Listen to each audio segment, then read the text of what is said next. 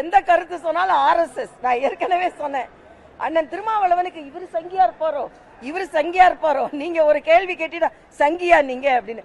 ஆக இன்னைக்கு திருமாவளவன் திராவிட முன்னேற்ற கழகத்துக்கெல்லாம் தமிழ்நாடே சங்கிமயமாக ஆகிக்கொண்டிருக்கிறது.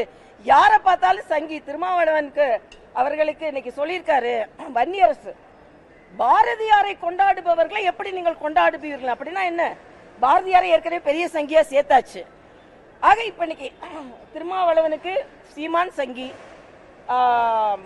விஜய் சங்கி, நாங்கெல்லாம் நேர்முக சங்கி, அவங்களாம் மறைமுக சங்கிகள்.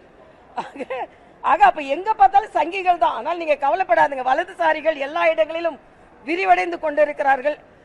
இடதுசாரிகளுக்கு என்ன வேலை இல்லை அப்படின்றதான் திருமாவளவன் அவர்கள் புரிந்து கொள்ள வேண்டும்.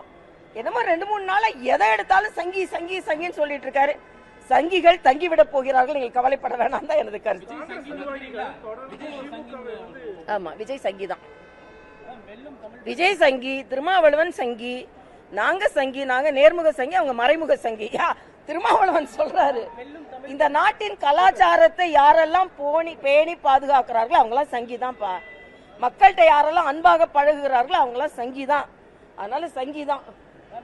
சாங்கை விஜய் நல்ல சாங் பாடினார். சாங்